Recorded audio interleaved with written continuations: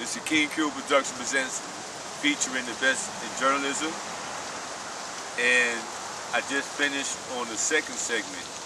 I went to say this here. The name of the book here is called History is a Mystery. And in this book is a biography of myself and a few other people within New York City. All right. I also like to clarify my position. Like I said, my name is King Cuba, and I'm not a Crip, I'm not a Blood, but I have a lot of people that I know that are part of these organizations. Some is in New York, some is in LA. I used to be a Latin King when King Blood, who's also Cuban like myself, he is the original founder of the Latin Kings of the East Coast back in 1986 in Collins prison. And it was for the purpose of uplifting the Latino people in a positive perspective, as the same as the origin of the Crips and Bloods in America when it was established over in the West Coast in LA.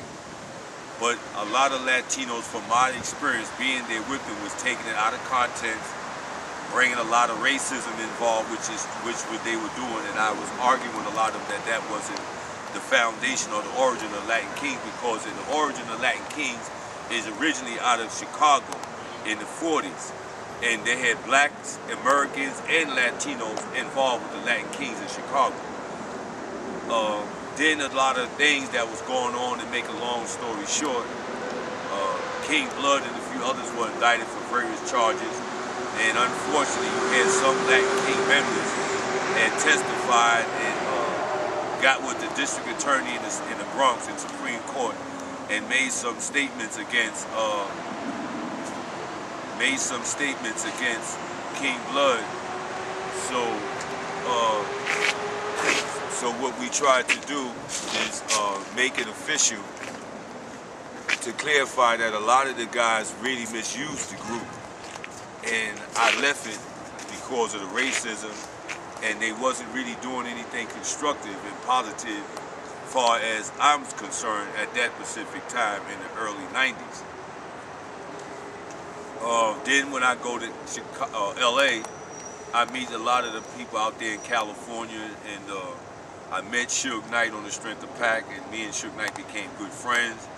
Also Tracy D from the East Side, from Long Beach, California, from the Insane Crips.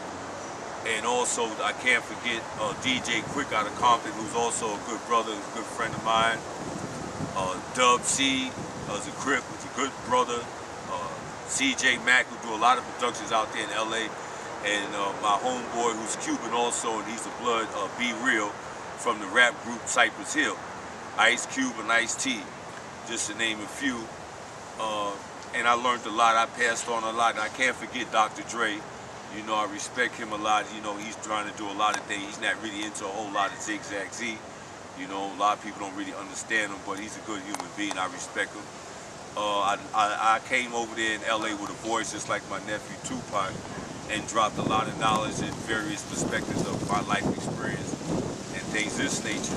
So when I came back to New York, I established my group, the Revolutionary Outlaws, which was an organization for humanity based on the principles of humanity, being that I knew a lot of blacks in New York that were blind, deaf, and dumb, and they were imitators and attracted to the LA lifestyle, but they didn't want to learn the rules and regulations of the Crips and Bloods and what its purpose was. So a lot of things got taken out of hand in New York. A lot of people here in New York East Coast Tri-State know who I am, and they know what my position and what my qualifications are. I am the only one here in New York that walked the Crips and Bloods to the 32nd precinct in Harlem and got the homeboy out, Joseph, who was a Blood out of Polo Ground.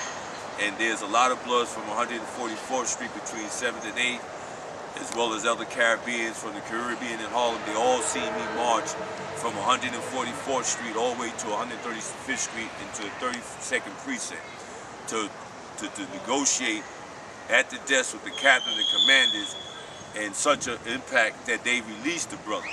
And that what gave me leverage. No Crip or Blood, Latin King, or no other gang member have ever did this in New York City in regards on the gang level. I'm the only one that walked the Crips and Bloods to the precinct and got Joseph out, and there's a lot of people who know this. So I just say that I don't agree with a lot of the things that I see, but I'm not here to tell nobody what to do. What I can tell you this here is only two things coming out the gang, especially when you advocate negativity: death or the penitentiary. There's a lot of y'all out here playing gangs for protection, wearing red shirts, running around like you a gang trying to look all hard. But there's information that I got personally on some of you that's a snitch, because I had put it on TV. So now you got the Bloods and the gangs out here out of context. You got a lot of guys misusing the gangs now for protection and do all kind of negative deeds towards other people, suppress other people, intimidate their own black people, and then sit around and talk about the police and the white man. You see, so you make yourself look like a black nigga hypocrite, pardon my language, but I have to say the word to get your dumb attention on what I'm saying, because a lot of y'all know what I'm saying is true, and you're arrogant, and you're not staying focused on the things that you need to do. So I like to say, like I said, I'm not a Crip or Blood, but I know a lot of them, and I try to give them knowledge, which I have. But that chapter is over. So if you didn't pay attention to the knowledge that I've been giving you previously, then I guess I have to wash my hand. You on your own, because I'm not your mother and father. I'm not going to babysit you. If this is what you want to do on this earth, as long as you don't bring that negativity around me. You know what I'm saying? Because I enjoy life. I'm an OG, been around a long time, and I want to continue on leaving. So without further ado, I'd like to say this is the King Q production presents Keep It Real, featuring the best in journalism.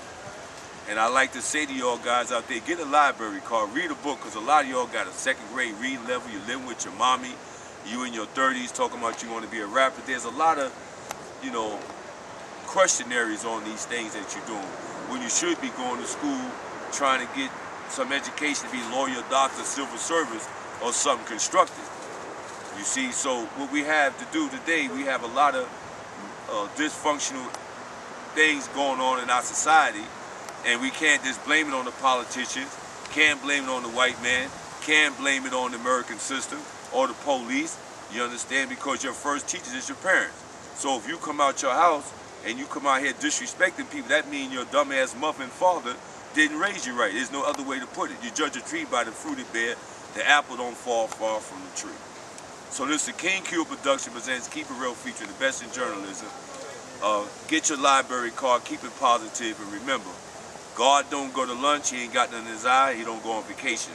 And whatever what you do on this earth, you definitely have to answer to God. Stay positive, get a library card, read a book, mind your business, don't say or do to nobody what you don't want said or done to you. This is the King Q production presents Keep It Real, featuring the best in journalism.